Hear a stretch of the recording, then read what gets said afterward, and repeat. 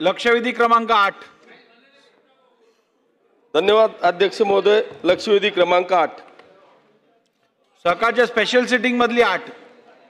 लक्षवेधी क्रमांक 8 मंत्री महोदय 8 नंबर लक्षवेधी क्रमांक 8 लक्षवेधी क्रमांक 8 सकाळच्या स्पेशल सिटिंग मधली सर वितरित केल्याप्रमाणे अध्यक्ष महोदय, जळगाव जिल्हा बँकेच्या संदर्भातली ही लक्षवेधी आहे।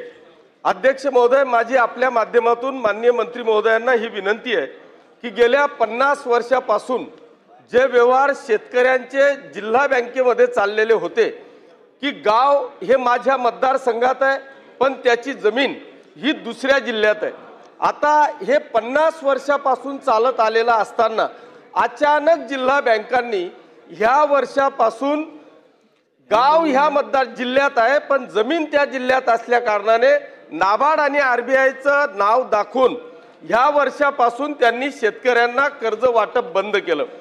दुसरा एक प्रश्न माझा मंत्री महोदय आपल्याला आहे की आतापर्यंत जरी सोसायटी अनिष्ट तफावत मध्ये असेल तरी सोसायटीच्या माध्यमातूनच शेतकऱ्यांना त्या ठिकाणी कर्ज वाटप व्हायचं, परंतु ह्या वर्षापासून जिल्हा बँकेने असा निर्णय घेतला की थेट शेतकऱ्यांना कर्ज द्यायचं। मग अध्यक्ष महोदय, तिथं असलेला जो सचिव आहे की ज्याचं जाय वर्गणीच्या माध्यमातून पेमेंट होतं, याला आता जाय वर्गणी सुद्धा मिळायला तयार नाही, मग त्या सचिवांचं पेमेंट आपण करणार आहात का? जर का आपण हद्दवाढ जी आहे, हद्द जी तिकडच्या बाजूची आहे, मग आपल्याला एक निर्णय, मग 50 वर्ष आपण चूक केलेली आहे का? आता आपण तो निर्णय या ठिकाणी घेणार का? नाही तर मग आम्हाला सांगा की आमचे घर त्या जिल्ह्यात टाका किंवा ती जमीन महसूल विभागाकडून आमच्या ह्या मतदारसंघात आणा। असे 3 स्पेसिफिक प्रश्न अध्यक्ष महोदय माझे मंत्री महोदयांना आहेत, परंतु कुठल्याही परिस्थितीत त्या शेतकरी बांधवांवर अन्याय होणार नाही अशा पद्धतीचं उत्तर माननीय मंत्री महोदयांनी द्यावं अशी विनंती। अध्यक्ष महोदय, आताच पाटील साहेबांनी विचारलेला प्रश्न जिल्हा मध्यवर्ती सहकारी बँकेचा हा प्रश्न आहे। त्यांनी त्यांच्या मागण्याची आदर्श उपविधी बँकेच्या कार्यक्षेत्र जळगाव जिल्ह्यापुरतेच मर्यादित आहे। भारतीय रिझर्व्ह बँक यांच्याकडून बँकेस प्राप्त झालेल्या परवान्यामध्ये जळगाव जिल्हा बँकेचे कार्यक्षेत्र फक्त जिल्हा जळगावपुरतं सीमित आहे, त्यामुळं बँकेस कार्यक्षेत्राबाहेर कर्ज देणे नियमबाह्य होईल। अशा प्रकारची त्याच्यामध्ये 8 असल्यामुळं ठीक आहे, बाहेर जिल्ह्यातल्या कर्जदाराला त्या जिल्ह्यातली बँक कर्ज देऊ शकत नाही, जेणेकरून त्याच्यामध्ये पीक विम्याचा प्रश्न आला। आज बँका बऱ्याचशा तपासण्या करत असताना रिझर्व्ह बँक त्या माणसाच्या नावाने ऑनलाईन केल्यामुळे एका ठिकाणी 2 माणसाला कर्ज घेता येत आहे। 8 पर्यंत जप्तीच्या संदर्भामध्ये अनेक अडचणी येत असतात।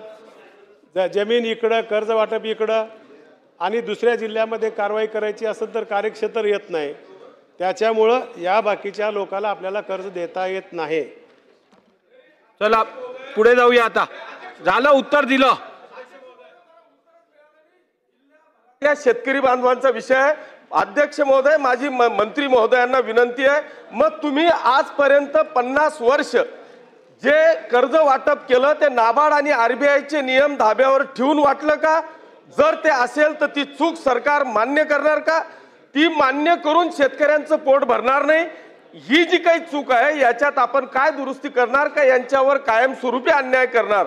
दुसरा प्रश्न माझा होता की जी आता बँक ह्या वर्षापासून थेट शेतकऱ्यांना कर्ज वाटप करते आहे, तर त्या सोसायटीच्या सचिवांची जबाबदारी सहकार विभाग घेणार का? कारण मोठे विषय इश्यू हे पूर्ण जिल्ह्यामध्ये तयार झालेले आहेत। माझी मंत्री महोदयांना विनंती आहे की आपण शेतकऱ्यांच्या हिताचं उत्तर द्यावं। जळगाव जिल्ह्यातील डीसीसी बँकेच्या पीक कर्ज वाटपाच्या प्रश्नाबाबत सहकार विभागाचे अधिकारी नाबार्ड यांची तातडीने बैठक घेऊन याच्यात मार्ग आम्ही काढायचा प्रयत्न करू।